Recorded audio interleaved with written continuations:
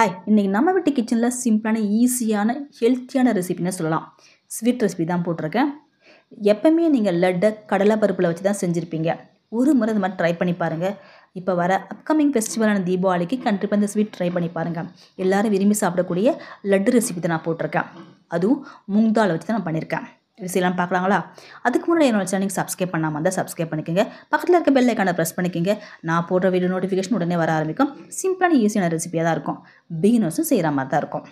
வாங்க, இதுக்கு நான் முதல்ல ஒரு பவுல் எடுத்துக்கிறேன். இந்த பவுலில் இந்த கப்பில் 3/4 கப் நான் மூங் தால் எடுத்துருக்கேன். இது முழு மூங் தால் கிடையாது, உடச்ச மூங் தால் தான். மஞ்சள் கலரில் இருக்கும் தெரியுங்களா, அந்த மூங் தால் தான். இதை நான் போட்டுக்கிறேன். இதை நல்லா ஒரு 2 to 3 வாட்டி வாஷ் பண்ணிட்டு வந்துடுங்க. ஏன்னா மேலே டஸ்ட்லாம் இருக்கும் தெரியுங்களா, அதை நல்லா க்ளீன் பண்ணிட்டு வந்துடலாம். இந்த மாதிரி நல்லா வாஷ் பண்ணிவிடுங்க. ஒரு 3 வாட்டி வாஷ் பண்ணிவிட்டு எடுத்து வச்சுருக்கேன். இப்போ நம்ம இதை மாதிரி வடித்தட்டு உங்ககிட்ட என்ன இருந்தால் கொட்டி தண்ணி நல்லா இருக்கிற மாதிரி வச்சுருங்க. தண்ணி நல்லா வடிகட்டி வரத்துக்கு ஒரு 10 to 15 மினிட்ஸ் ஆகிடும் உங்களுக்கு. அதாவது கையில் ஒட்டாத பதம் வரும் உங்களுக்கு. மூங் தால் எடுத்திங்கன்னா அந்த மாதிரி பதம் வந்தால் தான் அது லட்டு செய்கிறதுக்கு நல்லாயிருக்கும். இது அப்படியே இருக்கட்டும். இதற்கிடையில் நம்ம சர்க்கரையை பொடி பண்ணி எடுத்து வந்துடலாம். உங்கள்கிட்ட பொடிச்ச சர்க்கரை இருந்தாலும் பரவாயில்ல. நான் இந்த கப்பில் 1/4 கப்பு தான் நான் சர்க்கரை எடுக்க போகிறேன். நான் ஸ்வீட் ரொம்ப சேர்க்கலை. நீங்கள் ஸ்வீட் ரொம்ப சாப்பிடுவீங்கன்னா நீங்கள் நிறைய கூட போட்டுக்கலாம். சர்க்கரை உங்களுக்கு தித்திப்புக்கு ஏற்ற மாதிரி எடுத்துக்கலாம், கூட்டிக்கலாம், குறைச்சிக்கலாம். அது உங்களோட இஷ்டம் தான்.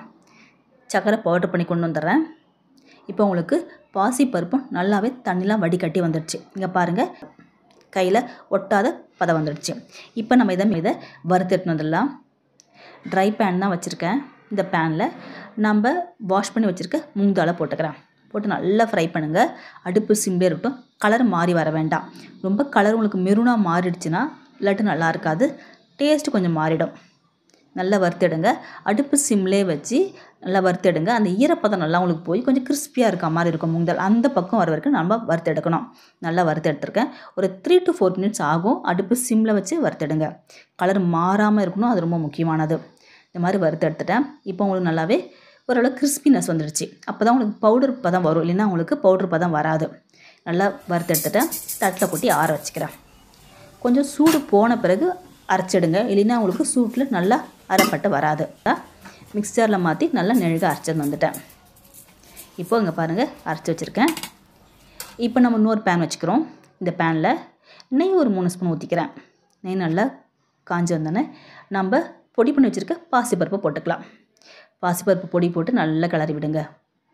அது நெய்யிலே ஓரளவு நல்லா வறுப்பட்டு வந்துடும். இது நல்லா கிளறி விட்டுருக்கேன்.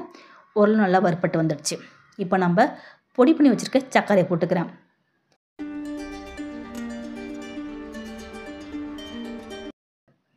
நான் பொடி பண்ண சர்க்கரையில் 1 கப்பு தான் போட்டிருக்கேன். இனிப்பு பார்த்துட்டு வேணும்னா அதிகமாக போட்டுக்கலாம். நீங்கள் அதிகமாக தித்தி போட்டிங்கன்னா சாப்பிட முடியாது நம்மளால்.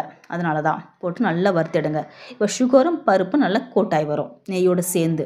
நல்லா இந்த மாதிரி கலரி விட்டிங்கன்னா இந்த மாதிரி கலர் நல்லா சேஞ்ச் ஆகி நல்லா உங்களுக்கு இதில் நல்லா வெந்து வந்துடும். இப்போ நல்லாவே கலர் மாறிடுச்சு பார்த்தீங்களா? இப்போது உங்களுக்கு நல்லா ஒற்றை பதம் வேணும் அப்படின்னு கேட்டிங்கன்னா கொஞ்சம் நெய் அதிகமாக ஊற்றிக்கலாம். இல்லைன்னா நல்லா காய்ச்சின பால் இருந்துன்னா ஒரு 1/4 கப் ஊற்றிக்கோங்க. நான் அதான் ஊற்றிருக்கேன். இங்கே பாருங்கள், பால் காய்ச்சின ஒரு 1/4 கப் ஊற்றிருக்கேன். போட்டு நல்லா கிளறி விடுங்க. இப்போ எல்லாமே உங்களுக்கு நல்லா கோட்டாகி வந்துடுச்சு. நல்லா உங்களுக்கு கோட்டாகி வந்து உங்களுக்கு நல்லா வெந்து வந்த மாதிரி இருக்கும் பாசிப்பருப்பும். இப்போ இது கூட நட்ஸ் நான் சேர்த்துருக்கேன். என்கிட்ட பம்கின் சீட்ஸ் தான் சேர்த்துருக்கேன். கூடவே பாதாமும் கட் பண்ணி போட்டிருக்கேன். உங்கள்கிட்ட இருந்தால் சேர்த்துக்கலாங்க, இல்லைன்னா அப்படியே கூட சாப்பிட்டுக்கலாம், ஒன்றும் பிரச்சனை இருக்காது. அப்படியே கூட சாப்பிட்லாங்க, டேஸ்ட்டாக தான் இருக்கும். நட்ஸ் எதுவுமே போடலாம் கூட சாப்பிட்லாம், ரொம்ப டேஸ்ட்டாக தான் இருக்கும். இப்போ நல்லா கிளறி விட்டு இதை நம்ம தட்டில் கொட்டி ஆற வச்சுக்கலாம். கொஞ்சம் சூடு பொறுக்கிற பக்கம் வந்தோடனே உருண்டை மாதிரி உருட்டிங்க. லட்டு மாதிரி இந்த மாதிரி உருட்டிட்டேன். இங்கே பாருங்கள், வேறு எதுவுமே நம்ம போடலை. அந்த ஊற்றின 2 ஸ்பூன் நெய்க்கு 1/4 கப் பால் தான் ஊற்றிருக்கோம்.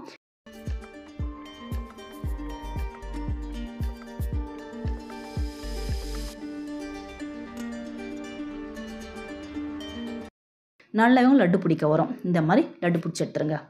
இது மாதிரி எல்லா மாவையும் நான் லட்டு பிடிச்சி எடுத்து வச்சுட்டேன். இதை நீங்கள் எடுத்து வச்சு சாப்பிட்டிங்கன்னா 1 வாரம் வரைக்கும் சாப்பிட்லாம். பால் நீங்கள் நிறைய சேர்க்குற மாதிரி இருந்தால் பால் வேண்டாமல் நெய் கூட நீங்கள் சேர்க்கலாம். நிறைய நாள் வச்சு சாப்பிட்ணுன்னா பால் வச்சு போட்டிங்கன்னா சீக்கிரம் கெட்டு போயிடும். அதனால் நீங்கள் நிறைய நாள் வச்சு சாப்பிட்ணுன்னு முடிவு பண்ணிங்கன்னா நெய் நிறைய ஊற்றி நல்லா ரெடி பண்ணிவிடுங்க. பாருங்கள், இந்த மாதிரி ரெடி பண்ணிவிட்டேன். இப்போ இதை நம்ம குழந்தைங்களுக்கு ஈவினிங் கொடுக்கலாம்.